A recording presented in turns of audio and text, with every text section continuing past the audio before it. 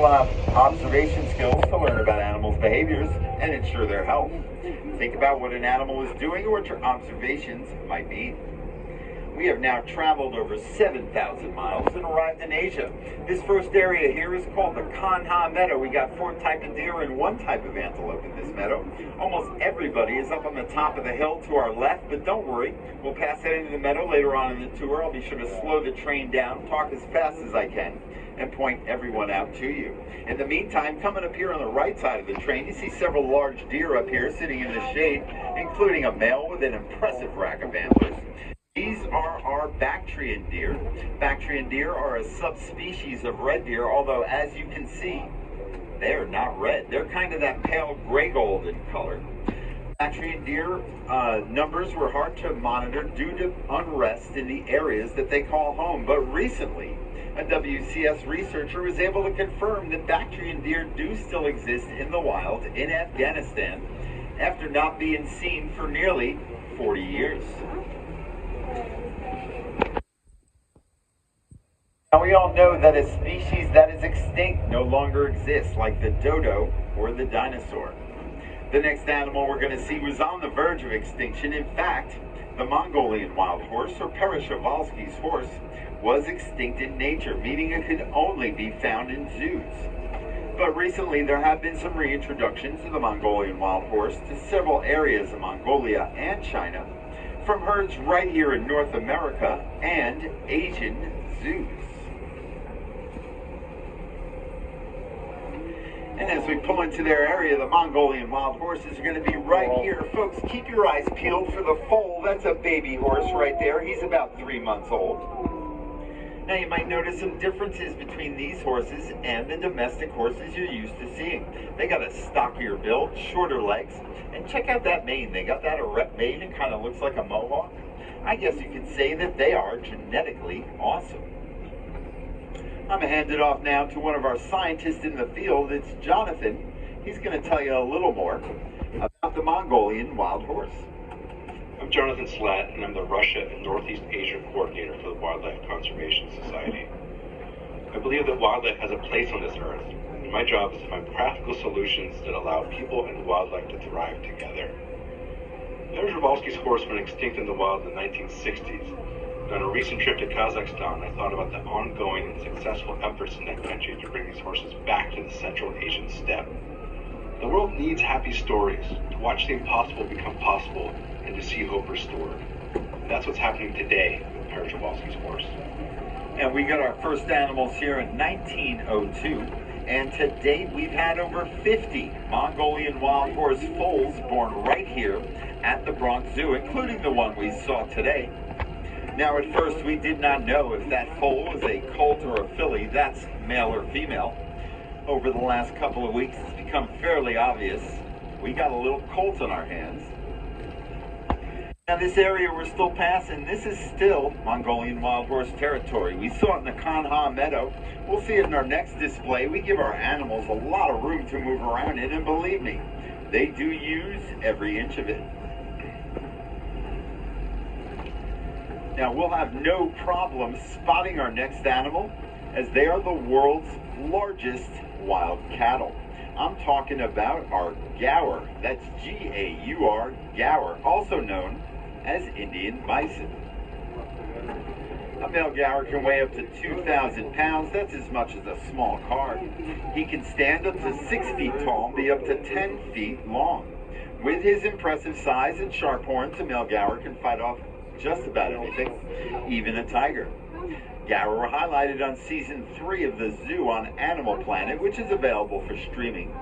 The gaur up here to the right of the train towards the back of their enclosure. We'll catch up with them in just a minute. In the meantime, I'm going to hand it off to one of our zookeepers, Dave. He's going to tell you some more about the gaur. Hi, I'm Dave, Hi, a wild Dave. animal keeper here in Wild Asia. When the Bronx Zoo received 2 female and 1 male gaur from the San Diego Zoo, it took a couple of introductions before all the animals were comfortable. But after a little bit of time, the 3 new animals fully integrated into the herd, and we have the family that you see today. A family group of gaur can consist of up to 40 individuals and is typically led by an older adult female called the matriarch. Since the 2 females and 1 male have been added to this family, there have been a number of offspring. This is important because gaur are considered to be a vulnerable species, so it's vital to maintain a healthy growing herd here at the zoo. Interesting note about the gaur. If you've ever seen a can of Red Bull, that's 2 gaur on that can of Red Bull butting their heads together.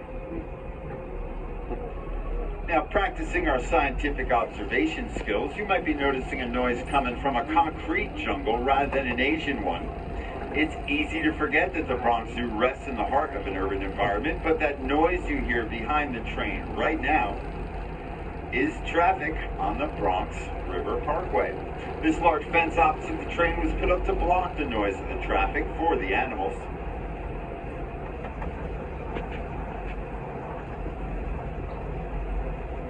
And as we come around this curve and approach the end of the fence, I want to thank everybody for your cooperation so far. I seriously do appreciate it. But I do need to remind everybody to please remain seated. This would be an inconvenient enclosure to fall into, as we are now on the lookout for a tiger. Tiger stripes provide excellent camouflage, so they're often difficult to spot.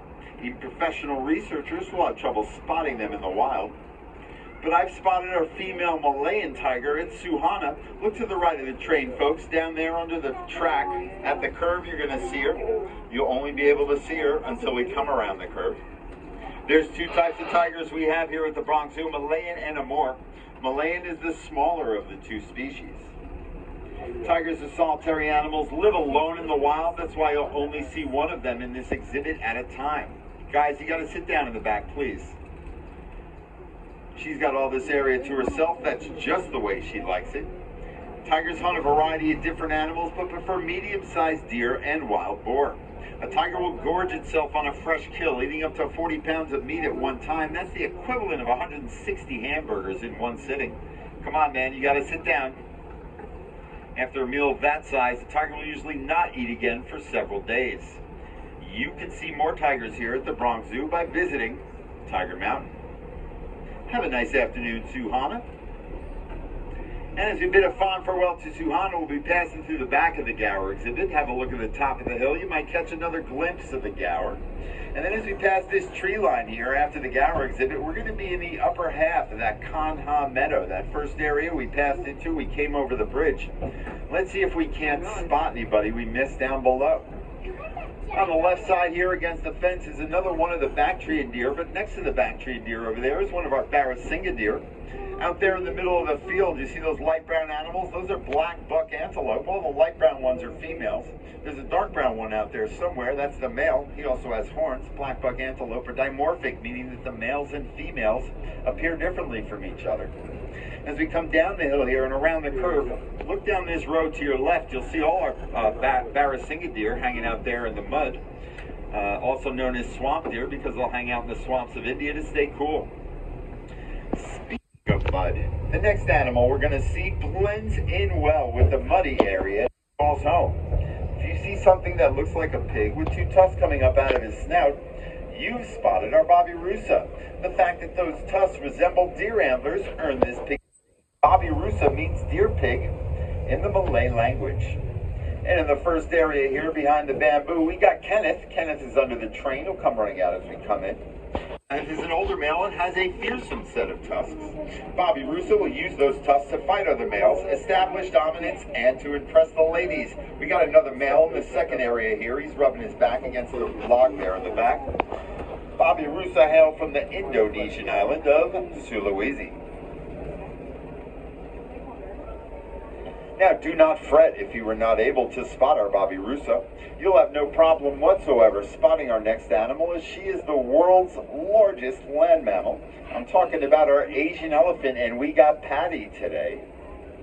Patty's up here to the right of the train in the second area there. We'll catch up with her in just a second. Asian elephants can weigh up to 10,000 pounds. To maintain that kind of weight, they got to eat a lot of vegetation. Patty can eat up to 200 pounds of hay each day and drink up to 60 gallons of water. Now, we pamper our elephants here at the Bronx Zoo. They get baths and pedicures. Just last week, I saw Patty stick her feet through that fence over there. They took a big old file. They filed down her toenails. Make sure to compliment her on them when you see her. Now, take a good look at her trunk if you can. An elephant got 40,000 muscles in it, and it's an incredible tool. Patty also has a small finger-like attachment at the end of her trunk. With that small finger, she can gently pick up a single blade of grass or an apple, or she could use all 40,000 of those muscles and pull down a tree branch with tremendous force. Have a nice afternoon, Patty. And as we bid a fond farewell to Patty, we're going to be on the lookout for another large mammal. If you see an animal that looks like it has armor plates for skin, a single horn at the end of its nose, and weighs around 3,500 pounds, not only are you an excellent estimator of weight, but you've spotted our greater one-horned rhinoceros. Now, I happen to know they're at the other end of the exhibit. We'll catch up with them in just a second. Did he just say they or and them? I think he did. We got two rhinos for you to see. Today we know all rhinos are highly endangered. Recent estimations have the number at around 3,700 wild one-horned rhinoceroses that survive in India and Nepal. Here at the Bronx Zoo, we care for 5 endangered greater one-horned rhinoceroses. Now, caring for this very rare animal is one thing, but breeding is entirely another. Do we have any moms on the train today? Well, think about this, moms. A female rhino is pregnant for 16 months. Can you imagine being pregnant for almost a year and a half? Once the baby comes, it will stay with its mother for 2 to 3 years. Weaning may take 12 to 14 months. We've had 14 baby rhinos born right here at the Bronx. Around this curve, you're going to see one of them.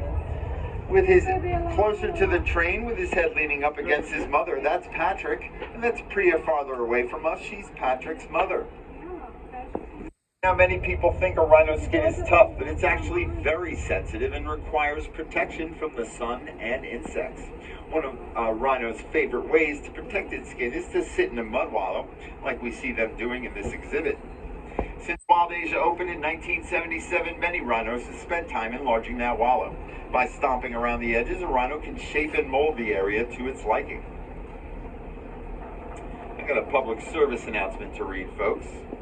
Make sure to visit Animal Chronicles. Throughout our history, the Bronx Zoo has been an urban oasis, a place for New Yorkers and visitors from around the globe to escape the concrete jungle and experience the awe and beauty of animals and the natural world.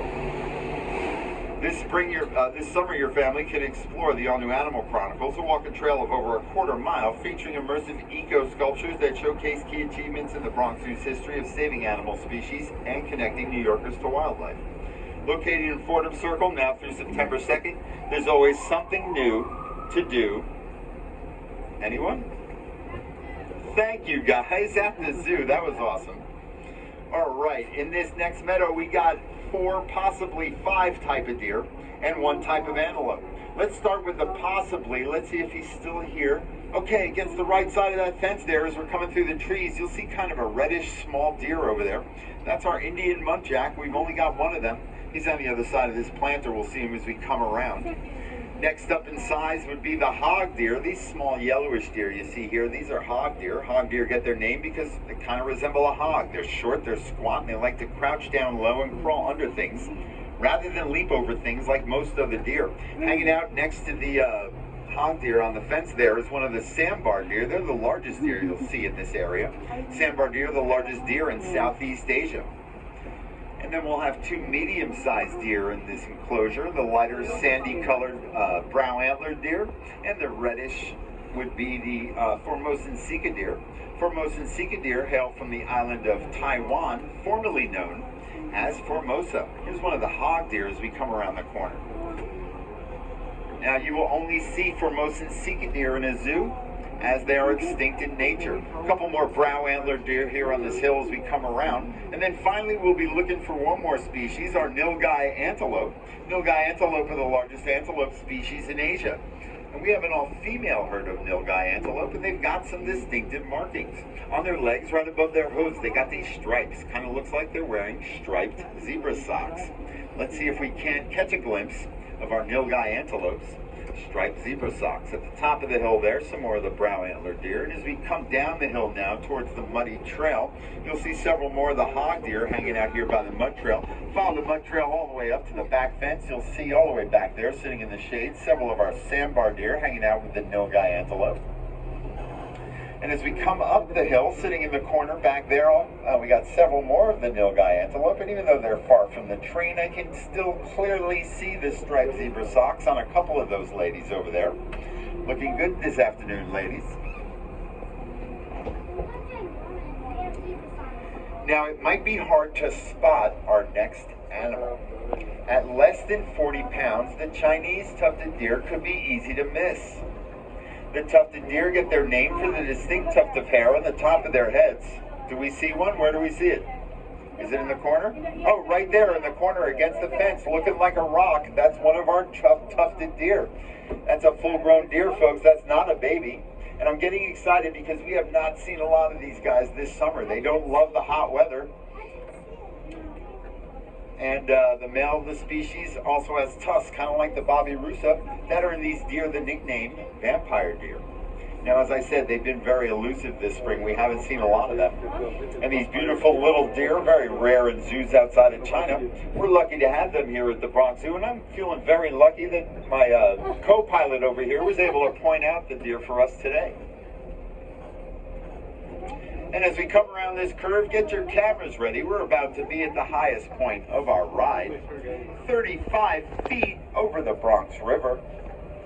Thousands of commuters cross this waterway every day, but underneath their highways and our elevated tracks, the river rushes along, providing a habitat for ducks, turtles, fish, and migrating birds. Down there, you'll see an osprey flying upstream or downstream. If you look downstream, you'll also see the bridge we came over to start the tour.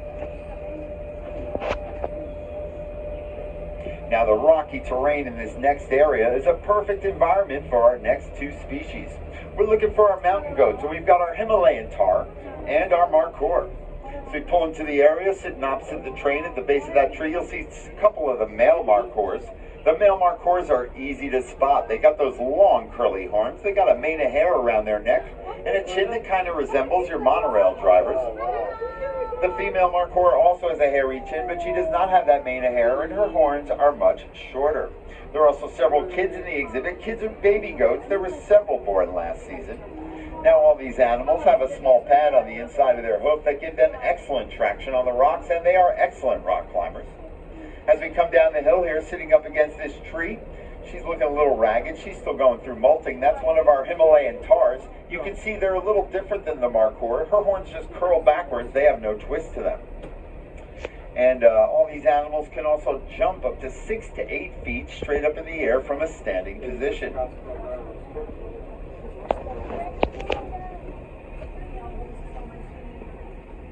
Who read ahead in the script? There's another one of the Himalayan tars sitting up in the rocks there as we come up the hill. And as we do come up the hill, I'm going to slow the train down now for the last exhibit on our tour. Have a look back there, though. There's a goat, another goat, and there's a goat there in the tree. I think he's trying to steal some camera time from our last display. Keep your eyes peeled for something red and fuzzy, usually hanging out in the tree. And you will have spotted our red pandas. Many people are fascinated by the color of their fur. Guys, you got to sit down, please.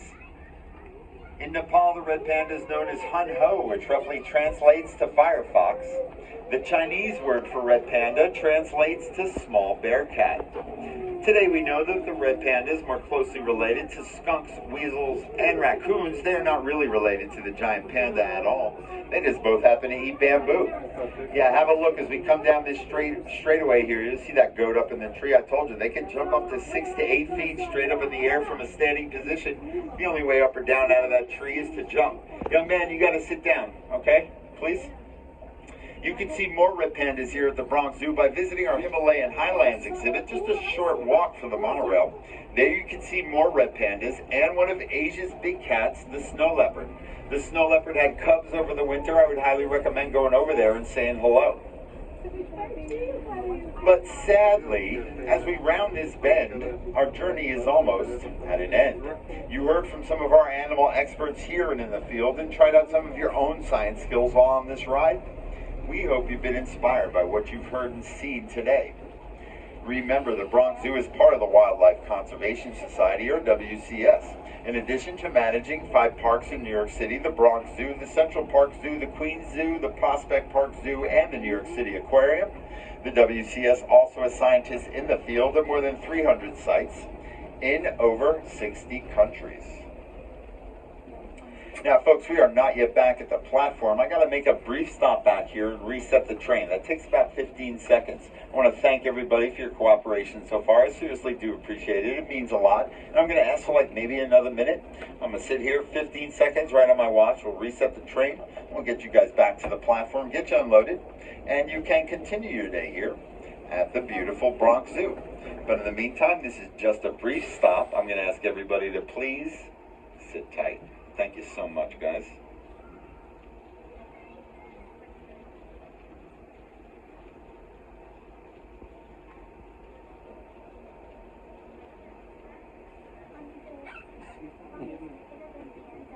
Okay, folks, I successfully reset the train. Let's see if I can successfully navigate back to the platform. Before I drop you off, however, I'd like to remind you for your visit today, we have a great web-based interactive map for you to use. This mobile map has exhibit information up to the minute event status and point-to-point GPS directions. No download needed. Just go to bronxzoo.com/today. Again, for a park map during your visit today, go to bronxzoo.com/today. Super simple. You go there, you share your location, tap anywhere on the map you want to go. It's going to give you a path to follow. It will show you your progress. It does work awesomely. Our adventure is now at an end. Please remain seated till the train stops, the doors open, and watch your step while exiting the monorail car. Remember, there's a step up for people in the front row and a step down for those exiting from the back row. Once again, my name is Hank. I've been your tufted tour guide. On behalf of the Bronx Zoo, I'd like to thank each and every one of you for stopping by today. Please come back and see us again real soon.